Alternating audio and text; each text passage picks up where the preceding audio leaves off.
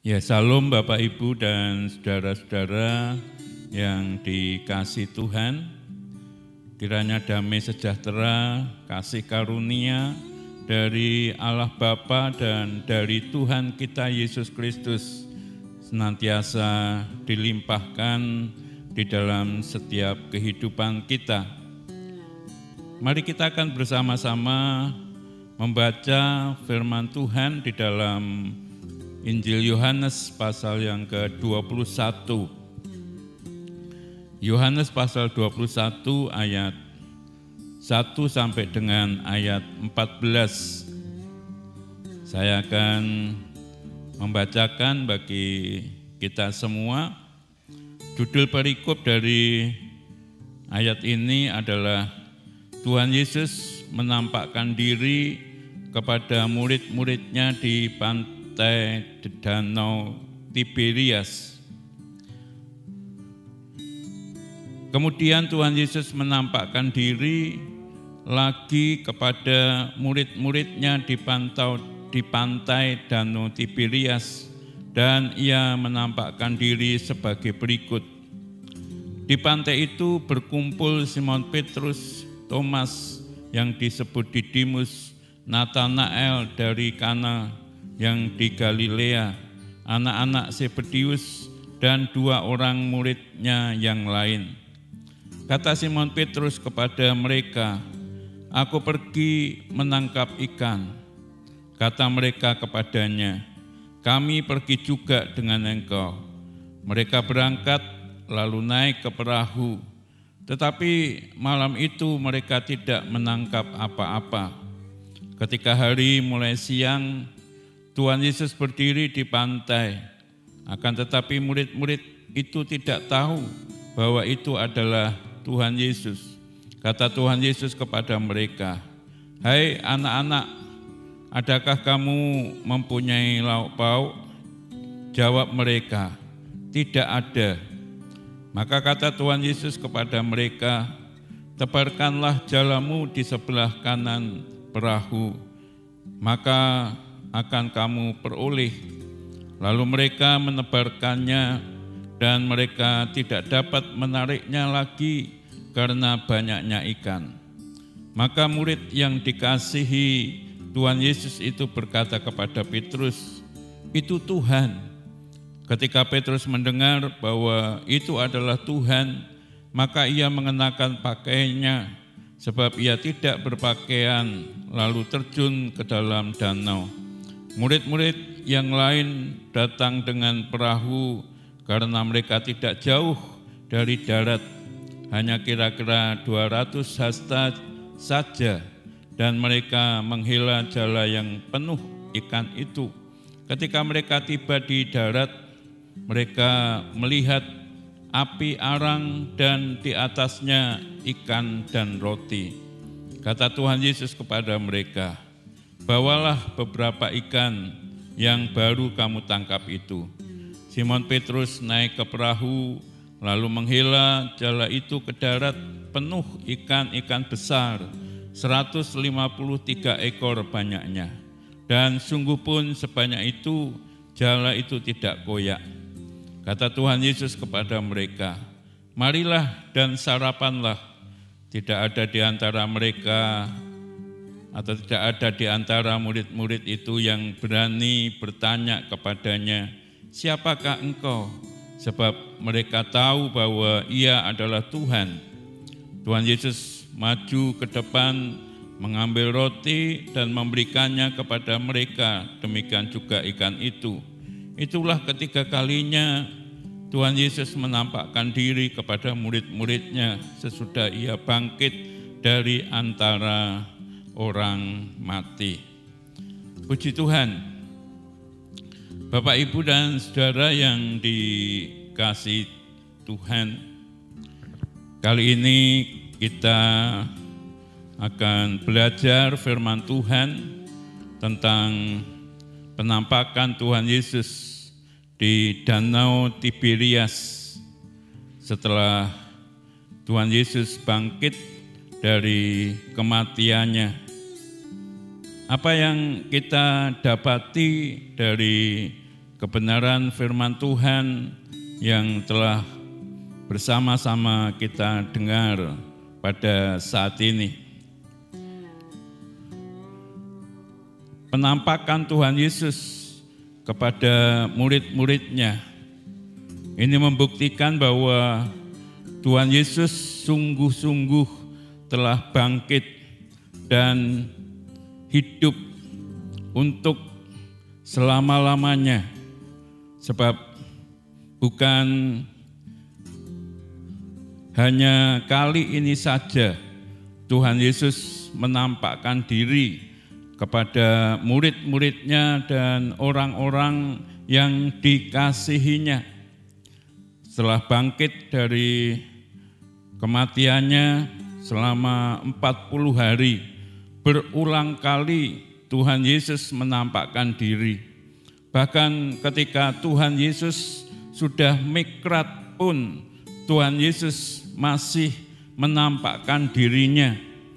Salah satunya kepada Saulus pada waktu itu yang dalam perjalanan menuju ke Damsyik, dan Tuhan Yesus menampakkan diri kepada Saulus dan kemudian mengubah nama Saulus menjadi Paulus, mengubah hidupnya yang tadinya tidak senang, tidak suka dengan Tuhan Yesus dan murid-murid, tetapi kemudian setelah mengalami perjumpaan secara pribadi dengan Tuhan Yesus, hidupnya diubahkan dengan sangat luar biasa, menjadi orang yang percaya kepada Tuhan Yesus. Bahkan Tuhan Yesus mempercayakan pelayanan-pelayanan yang sungguh luar biasa kepada Rasul Paulus.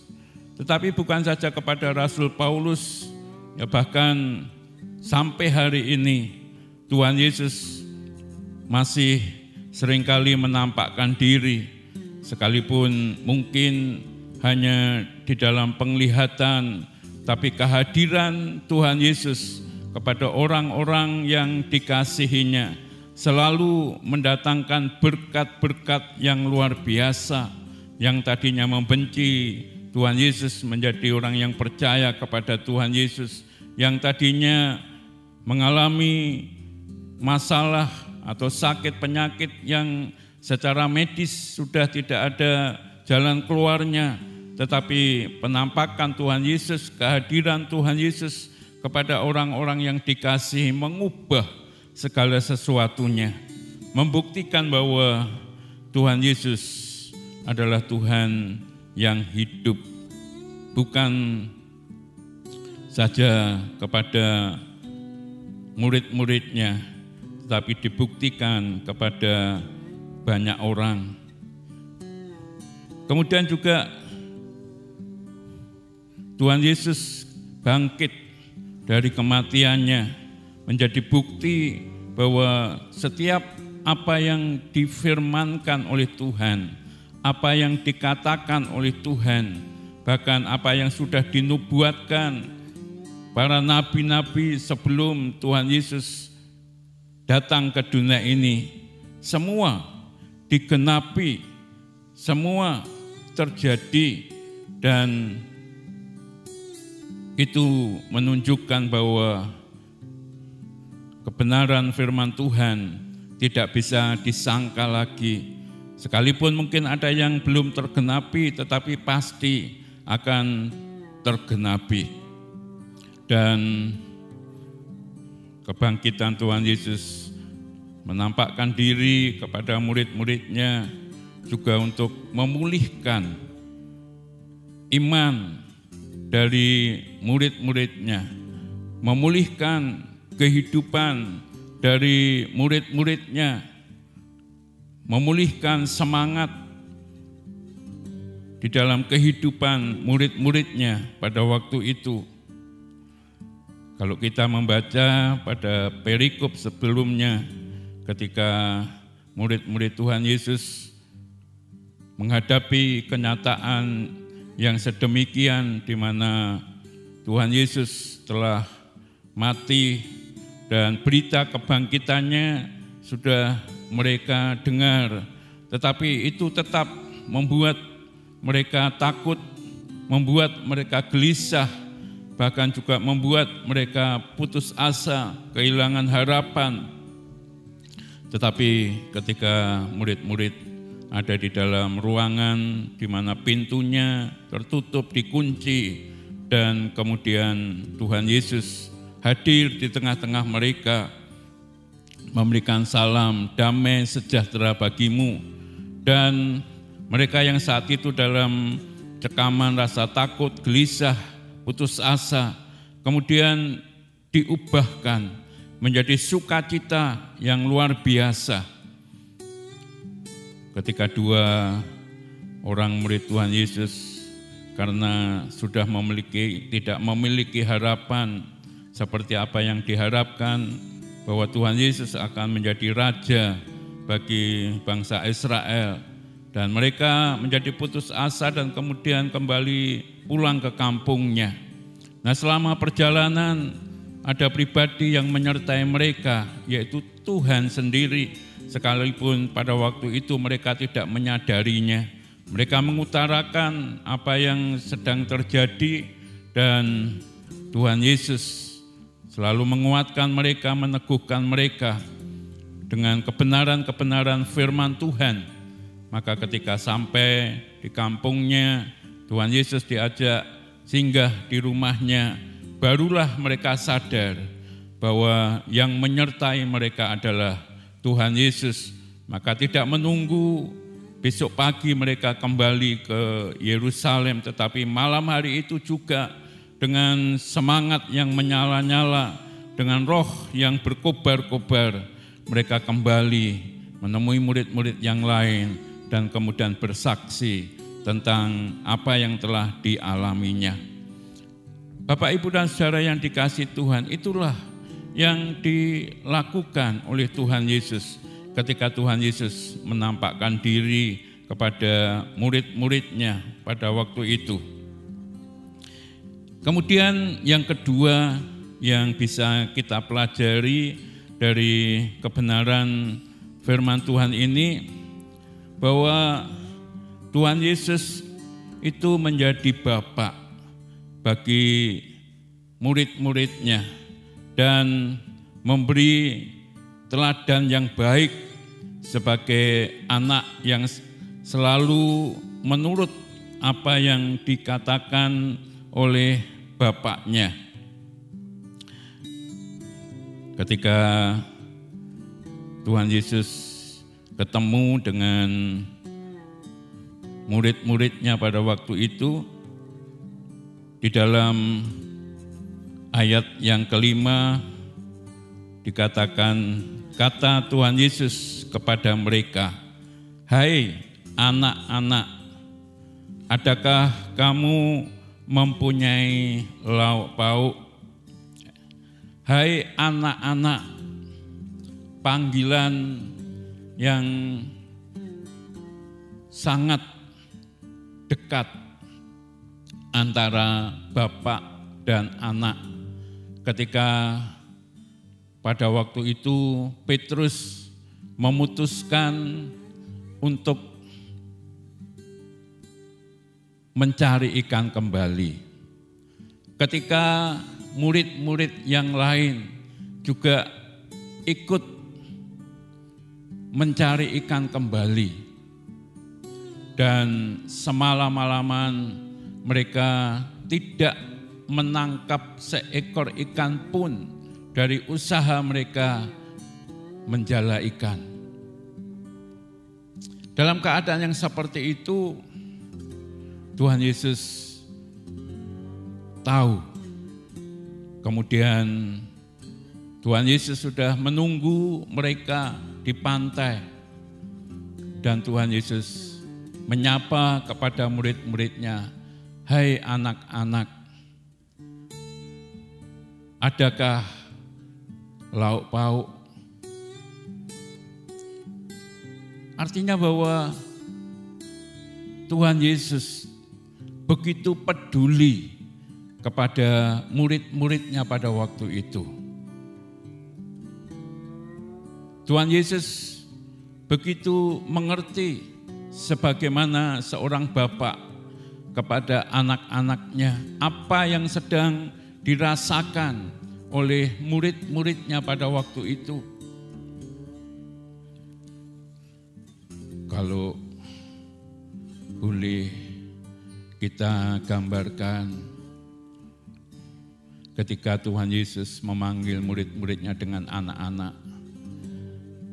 Ketika murid-muridnya sedang gundah gulana, ketika murid-muridnya sedang menghadapi satu ketidakpastian di dalam hidupnya, sebagai seorang bapak, pasti selalu ingin dekat dengan anak-anaknya, selalu ingin memberikan penghiburan kepada anak-anaknya, selalu ingin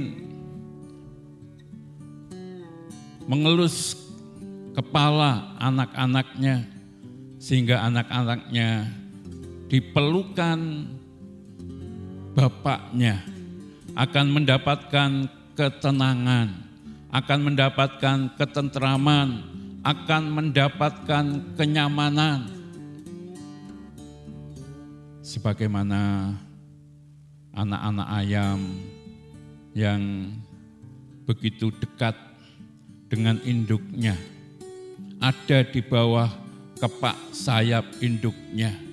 Kalau kita melihat, perhatikan, anak-anak ayam ini begitu nyaman, begitu tenang, begitu damai. Itulah yang dilakukan oleh Tuhan Yesus. Sapaan Tuhan Yesus ini membuktikan bahwa Tuhan Yesus adalah Bapa yang baik kepada anak-anaknya. Bapa yang baik, kalau pada waktu itu murid-murid menjadi anak didiknya, tetapi ketika itu murid-murid adalah anak-anak daripada Tuhan yang adalah Bapa, baik secara rohani maupun secara jasmani. Kita bisa melihat apa yang dilakukan oleh Tuhan Yesus. Memberikan ketentraman, memberikan kenyamanan, memberikan kedamaian secara jiwa dan roh. Murid-muridnya dipulihkan oleh Tuhan. Tetapi juga secara jasmani, Tuhan Yesus ketika murid-muridnya masih ada di tengah-tengah danau, dan pada waktu itu Tuhan Yesus tahu bahwa mereka semalam-malaman berusaha untuk mencari ikan untuk bisa dimakan, mengganjal perutnya, tetapi tidak mendapatkan apa-apa. Dan kemudian Tuhan Yesus memerintahkan untuk mereka menebarkan jalannya lagi, dan kemudian mereka berangkat sesuai apa yang diperintahkan oleh Tuhan. Dan ketika mereka menebarkan jalannya, begitu banyak ikan-ikan yang ditangkap, besar-besar lagi, sebanyak 153 ekor, dan jalannya penuh, bahkan mulai koyak akan koyak, tetapi tidak sampai koyak. Tapi tidak hanya sampai di situ, ketika mereka kembali ke pantai, di pantai sudah tersedia arang yang menyala, di atasnya sudah ada ikan, ada roti, dipersiapkan bagi murid-muridnya. Karena Tuhan tahu bahwa mereka mungkin sudah beberapa hari tidak makan karena keadaan situasi yang sedang mereka hadapi pada waktu itu. Tetapi sebagai seorang Bapa yang baik, Tuhan bukan saja tahu keadaan murid-muridnya, tetapi Tuhan juga menyediakan apa yang dibutuhkan oleh murid-murid pada waktu itu. Bapak, Ibu, dan Saudara yang dikasihi Tuhan, sampai hari ini pemeliharaan Tuhan tidak pernah lekang dari setiap kehidupan kita. Orang-orang yang percaya kepadanya, orang-orang yang berharap kepadanya, orang-orang yang menanti-nantikan Dia. Tuhan selalu ada bagi kita untuk memenuhi semua apa yang kita butuhkan di dalam setiap kehidupan kita. Ketika kita menghadapi ketakutan, Tuhan memberikan kepada kita damai, sejahtera. Ketika kita menghadapi masa-masa yang sukar, Tuhan selalu memberikan kekuatan kepada kita untuk kita bisa menanggungnya. Sebab kita tahu bahwa sepanjang masa hidup tidak pernah lepas dari masalah, persoalan, tantangan yang harus kita hadapi, sebab kita masih ada di dalam dunia dan dunia ini sudah ada di dalam kekuasaan iblis, kuasa kegelapan, dan iblis selalu ingin untuk mencuri, membunuh, dan membinasakan, mendatangkan ketidakbaikan di dalam kehidupan kita. Tetapi Tuhan Yesus datang bagi kita semua, ada bagi kita semua, menyertai di dalam setiap kehidupan kita untuk memberikan hidup dan memberikannya dalam kelimpahan. Dan itulah yang ditunjukkan oleh Tuhan kepada murid-murid pada waktu itu. Dia bertanya kepada murid-murid, "Hai anak-anak, anak-anak yang sedang menghadapi masalah persoalan pada waktu itu. Tuhan hadir sebagai seorang Bapa yang memberikan ketentraman, yang memberikan kedamaian, yang memberikan kebutuhan-kebutuhan dipenuhi semuanya. Itulah Bapa. Tuhan adalah Bapa kita yang baik, yang tidak pernah meninggalkan kita, yang tidak pernah membiarkan kita sendirian, tetapi Bapa yang senantiasa menyertai di dalam setiap kehidupan kita, Immanuel bagi kita semua, tapi juga Ebenezer. Sampai hari ini Tuhan telah menolong. Kalau hari ini sudah ditolong oleh Tuhan, dan Tuhan yang setia itu pasti besok juga akan tetap menjadi penolong bagi kita. Lusa pasti juga tetap menjadi penolong bagi kita semua. Dan sampai kapan? Sampai kesudahan zaman.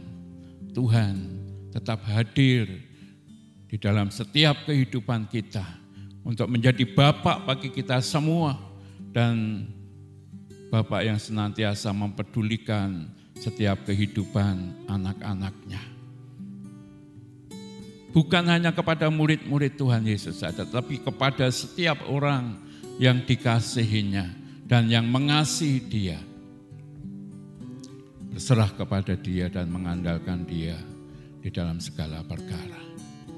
Itulah yang dijanjikan oleh Tuhan. Dan apa yang dijanjikan dan difirmankan oleh Tuhan pasti akan digenapi di dalam setiap kehidupan orang-orang yang percaya kepadanya. Tapi Tuhan juga memberikan teladan sebagai anak yang baik di hadapan Bapa di dalam surga.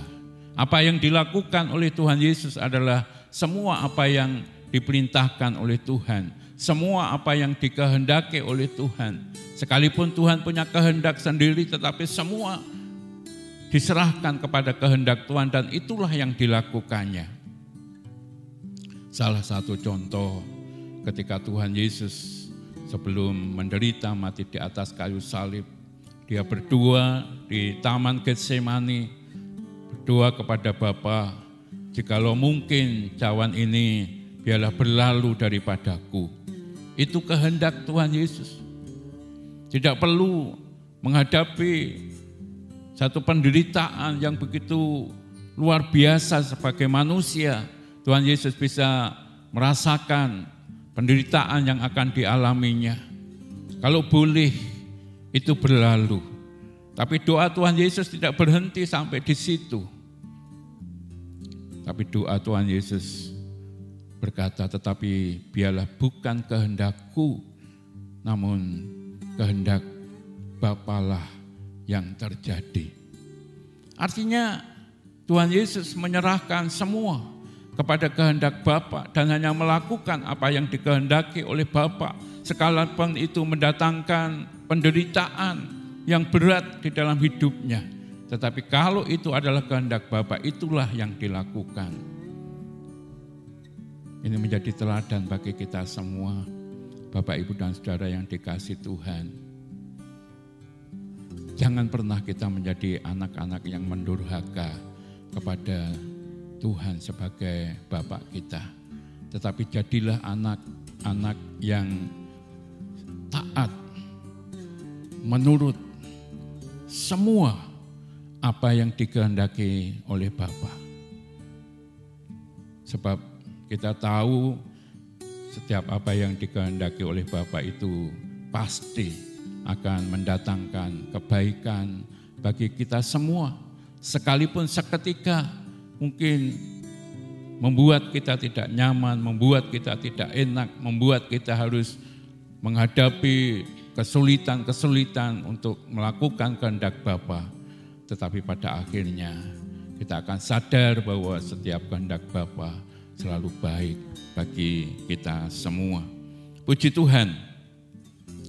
Kemudian yang bisa kita pelajari berikutnya adalah bahwa Tuhan Yesus itu selalu mengulang-ulang apa yang sudah diajarkan kepada murid-muridnya. Peristiwa ketika murid-murid sedang mencari ikan ini dan semalam-malaman tidak mendapatkan apa-apa, itu sudah pernah terjadi ketika Tuhan Yesus menemui mereka.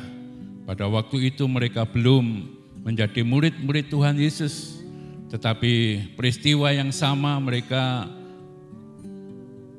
semalam-malaman tidak mendapatkan ikan. Kemudian setelah sampai di pantai pada pagi hari, mereka sedang membenahi jalannya.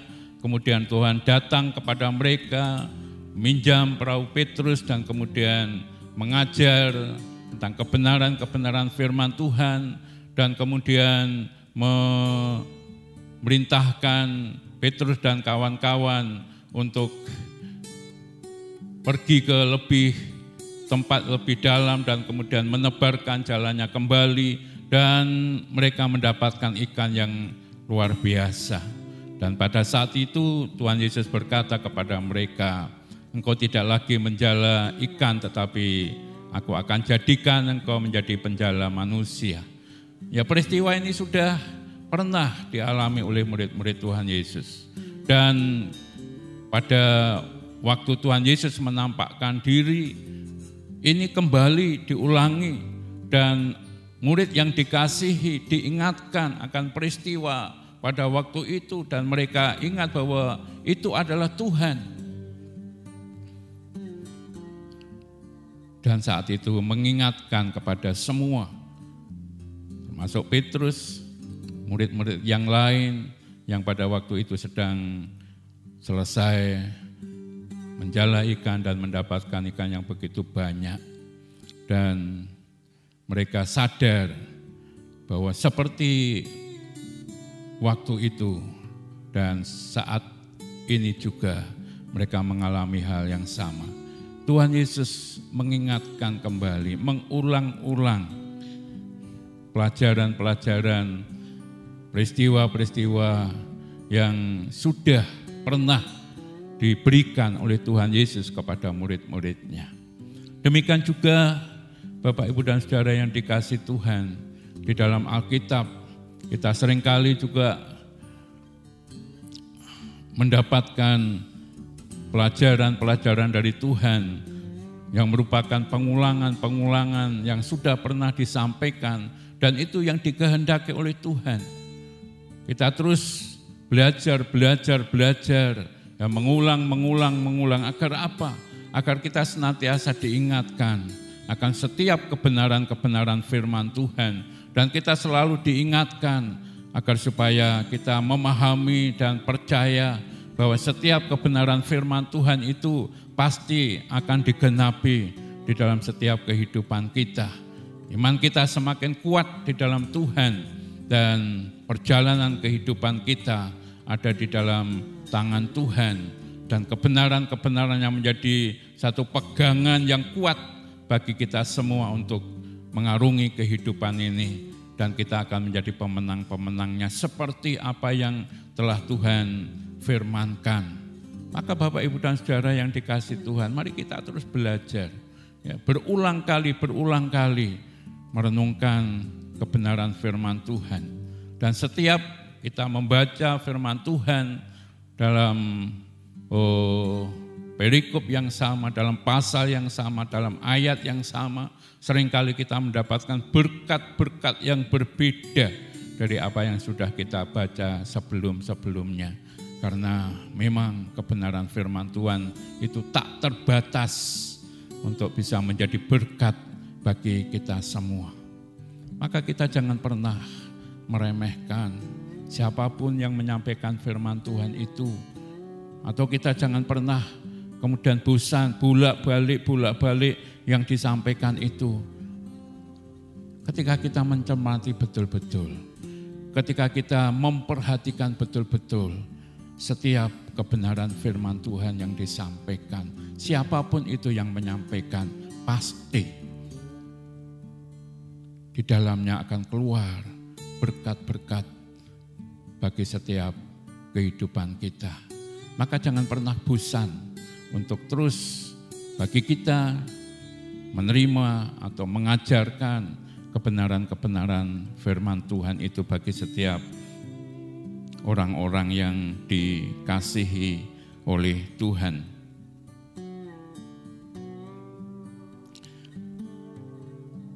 Kemudian satu hal yang saya dapatkan dari kebenaran firman Tuhan ini, kalau Tuhan itu meminta sesuatu, itu bukan karena Tuhan butuh sesuatu itu dari kehidupan kita. Tetapi seringkali Tuhan ingin menguji seberapa respon kita terhadap apa yang dikehendaki oleh Tuhan dari kehidupan kita. Pada waktu itu ketika murid-murid sudah sampai di pantai, dan Tuhan Yesus sebetulnya sudah menyediakan ikan dan roti yang sudah dibakar. Tapi Tuhan Yesus masih menyuruh kepada murid-muridnya, bawa ikan-ikan yang baru saja engkau tangkap. Apakah Tuhan Yesus tidak bisa menyediakan sehingga murid-muridnya bisa makan dengan kenyang? Oh, pasti bisa. Tapi Tuhan ingin respon dari murid-muridnya. Apakah murid-muridnya merespon apa yang menjadi permintaan dari Tuhan ini? Tujuannya apa? Tujuannya adalah untuk menguji setiap hati murid-muridnya. Dan pada waktu itu yang merespon adalah Petrus. Dia segera mengambil jala yang berisi ikan itu, kemudian dibawa ke pantai dan kemudian diserahkan kepada Tuhan. Kalau kita membaca perikop berikutnya dari Injil Yohanes pasal 21 ini, Kemudian setelah mereka makan, Tuhan Yesus memberikan perintah kepada Petrus, "Gembalakanlah domba-dombaku." Artinya orang yang merespon apa yang menjadi kehendak Tuhan, dialah yang menerima kepercayaan yang daripada Tuhan. Bukan berarti yang lain tidak menerima kepercayaan, tetapi kebenaran firman Tuhan ini yang membuktikannya. Artinya bahwa ketika kita merespon apa yang menjadi kehendak Tuhan, maka Tuhan mempercayakan kepada kita kepercayaan lebih besar lagi, yang lebih besar lagi. Ketika Tuhan mengajarkan kepada umatnya pada waktu itu di dalam kitab Maleakhi pasal 3, bawalah, kembalikanlah ya milik Tuhan 10% dari apa yang sudah Tuhan percayakan kepada umatnya. Dan Tuhan berkata, "Ujilah aku, apakah aku tidak membukakan tingkap-tingkap langit dan mencurahkan berkat-berkatku kepadamu." Dan kemudian dilanjutkan, dijelaskan oleh Tuhan. Itu hanya sebagai ujian. Apakah umatnya merespon apa yang menjadi kehendak Tuhan. Dan ketika merespon dengan baik, dengan benar, maka Tuhan tidak benar-benar mengambil, tetapi justru Tuhan menambah-nambahkan, memberkati dengan sangat luar biasa. Inilah yang terjadi kepada murid-murid dan pasti juga terjadi kepada setiap kita.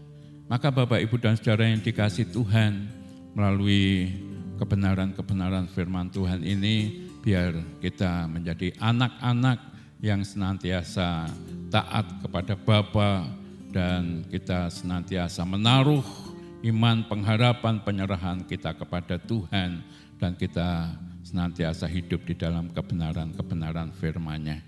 Puji Tuhan, Tuhan memberkati kita sekalian. Amin.